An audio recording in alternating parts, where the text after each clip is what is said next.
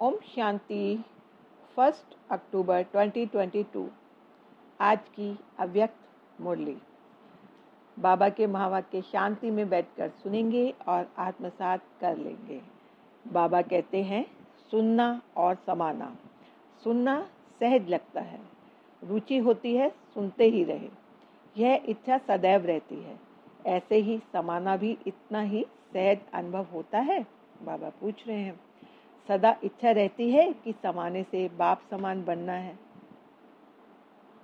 समाने का स्वरूप है बाप समान बनना। तो अभी तक फर्स्ट स्टेज पर ही हो, सेकंड स्टेज पर हो व लास्ट स्टेज तक हो? क्वेश्चन मार्क बाबा पूछ रहे हैं। बाबा कहते हैं, सुनना और सुनाना तो कॉमन साधारण बात है। लास्ट स्टेज है सुनना और बनना। सुन रहे हैं, बन ही जाएंगे, बनना ही है। कल पहले भी बने थे, अब भी अवश्य बनेंगे। यह बोल लास्ट स्टेज पे समाप्त हो जाते हैं। एक एक बोल जैसे जैसे सुनते जा रहे हैं वैसे वैसे बनते जा रहे हैं।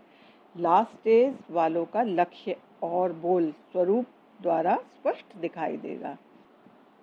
जैसे पहला पाठ आत्मा का सुनते हो और सुनाते हो, लास्ट स्टेज वाली आत्मा सिर्फ शब्द सुनेगी, सुनावेगी नहीं, लेकिन साथ साथ स्वरूप में स्थित होगी।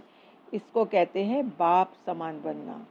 स्वयं का व बाप का स्वरूप व गुण व कर्तव्य सिर्फ सुनाएंगे नहीं, लेकिन हर गुण और कर्तव्य अपने स्वरूप द्वारा अनुभव कराएंगे।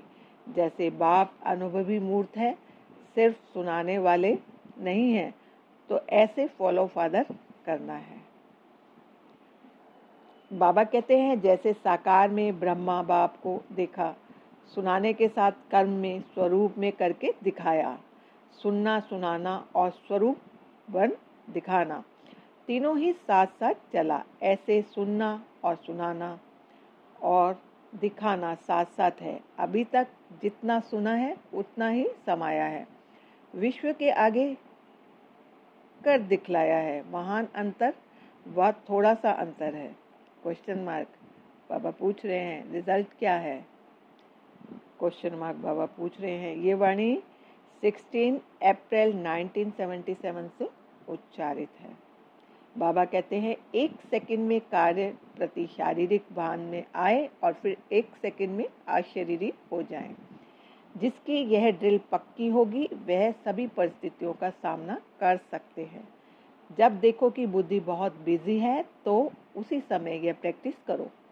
परिस्थिति में होते हुए भी हम अपनी बुद्धि को न्यारा कर सकते हैं, लेकिन न्यारे तब हो सकेंगे जब जो भी कार्य करते हो वह न्यारी अवस्था में होकर करेंगे। अगर उस कार्य में अटैचमेंट होगी तो फिर एक सेकंड में डिटैच नहीं होंगे। इसलिए प्रैक्टिस करो, कैसी भी परिस्थिति हो, क्योंकि फाइनल पेपर अनेक भयानक और ना चाहते हुए भी अपनी तरफ आकर्षित करने वाली परिस्थितियों के बीच होंगे। ये वाणी 16 अक्टूबर 1969 से उच्चारित है। बाबा कहते हैं, शक्तियों के यादगार चित्र में माया जीत की निशानी है, शस्त्र और लाइट का क्राउन, और प्रकृति जीत की निशानी है, शेर की सवारी। यह पशु पक्षी आदि प्रकृति की निशानी है। प्रकृति के तत्व भी शक्ति स्वरूप को भयभीत नहीं कर सकते। प्रकृति पर भी सवारी अर्थात अधिकार। प्रकृति भी उनकी दासी बन गई अर्थात उनका सत्कार कर रही है। ऐसे सदा विजयी हो? बाबा पूछ रहे हैं। ये वाणी 1 अक्टूबर 1975 की रिवाइज मुरली से उच्चारित है। बाबा कहते हैं, अपवित्रता के मुख्य 5 साथी हैं। 5 का व्रत लिया है या 2-3 का लिया है? क्योंकि जहाँ पवित्रता है वहाँ अगर अंश मात्र भी अपवित्रता है तो क्या संपूर्ण पवित्र आत्मा कहा जाएगा? और आप ब्राह्मण आत्माओं की तो पवित्रता ब्राह्मण जन की प्रॉपर्टी है, पर्सनैलिटी है, रॉयल्टी है। तो चेक करो कि मुख्य पवित्रता के ऊपर तो अटेंशन है, लेकिन संपूर्ण पवित्रता के लिए और भी जो साथी हैं उसको हल्का तो नहीं छोड़ा है। पवित्रता सिर्फ ब्रह्मचर्य को नहीं कहा जाता, लेकिन ब्रह्मचर्य के साथ ब्रह्मचारी बनना अर्थात पवित्रता का व्रत पालन किया।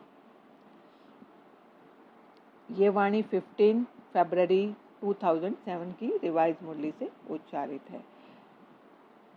बाबा कहते हैं, एक सरस्वती माँ का यादगार नहीं, लेकिन माँ समान बनने वाली ज्ञान वीणा वादनी आप सभी हो।